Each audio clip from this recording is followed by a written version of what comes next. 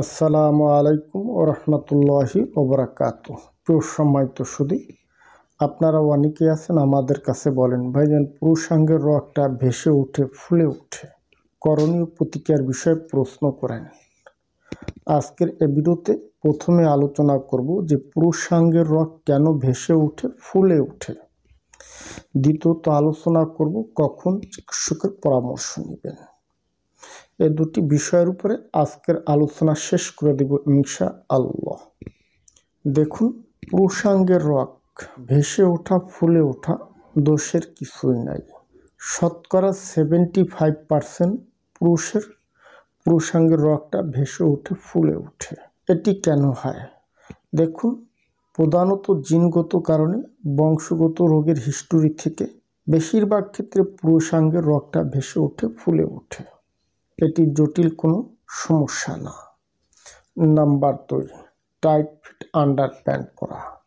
আপনারা অনেকে আছেন টাইট ফিট আন্ডার প্যান্ট পরেন। টাইট ফিট আন্ডার প্যান্ট পরলে পেনিসের ব্লাড সার্কুলেশনটা কমে যায়, যার কারণে পুরুষাঙ্গের রগটা ভেসে থাকে, ফুলে ওঠে। অনেকে আছেন নিয়মিতভাবে আন্ডার প্যান্ট পরেন, যার কারণে অনেক সময় পেনিসটা ডান দিকে, অনেকে আছে বাম দিকে ভাঁজ করে রাখেন। এই যে ডানে বামে ভাঁজ করে রাখার কারণে পুরুষাঙ্গের ব্লাড সার্কুলেশনটা ঠিক থাকে না, যার কারণে পুরুষাঙ্গের রগটা ভেসে উঠে ফুলে ওঠে। নাম্বার 3, অধিক হস্তমৈথুন করা। যারা অতিরিক্ত হস্তমৈথুন করেন, মাস্টারবেশন করেন, নিয়মিতভাবে হাতের ঘর্ষণে লিঙ্গের প্রায় টিস্যুর ব্লাড সার্কুলেশনটা কমে যায়। টিস্যুর রক্ত ধারণ ক্ষমতা কমে গেলে রগটা ভেসে উঠে ফুলে ওঠে।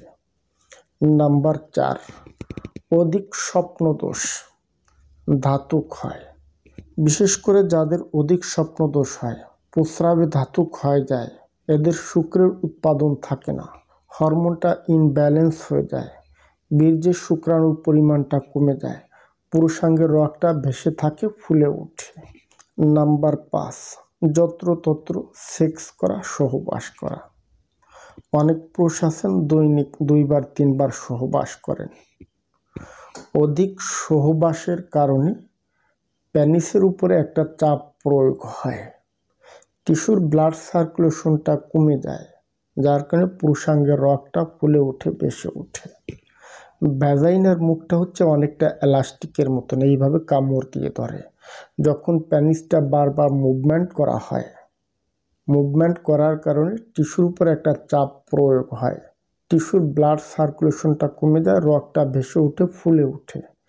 যারা অধিক মাত্রায় যৌন আচরণে লিপ্ত, বালিশের সাথে ঘষাঘষি করে, সহবাস করে, পরকীয়া করে, অধিক মাত্রায় সহবাস বেশি হওয়ার কারণে পুরুষাঙ্গের রগটা ভেসে উঠে, ফুলে ওঠে।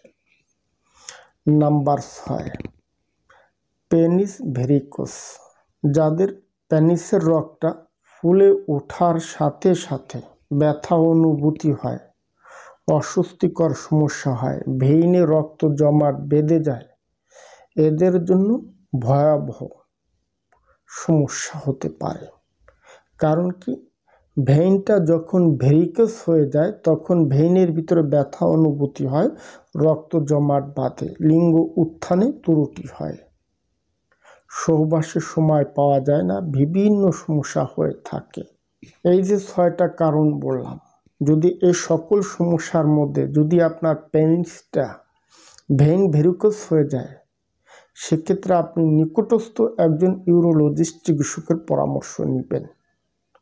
কেননা এই ধরনের সমস্যা ঘরোয়া চিকিৎসার মাধ্যমে কখনোই সমাধান করা যায় না।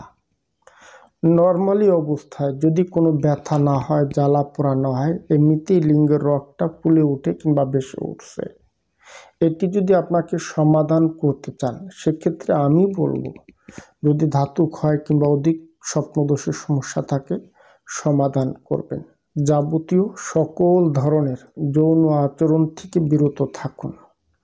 এরপর আপনি চাইলে আপনার পুরুষাঙ্গে মধু মাসাজ করতে পারেন, কিংবা অলিভ অয়েল মাসাজ করতে পারেন, কিংবা মারাল জেল, পেনিটন, ভিগো জেল, এ ধরনের ক্রিম নিয়মিতভাবে 3 থেকে 6 মাস আপনার লিঙ্গে মাসাজ করেন, যাবতীয় যৌন আচরণ থেকে বিরত থাকেন। দেখবেন আস্তে আস্তে রগটা যে ভেসে উঠছে, ফুলে উঠছে, এ সমস্যা থেকে আপনি মুক্তি লাভ করতে পারবেন।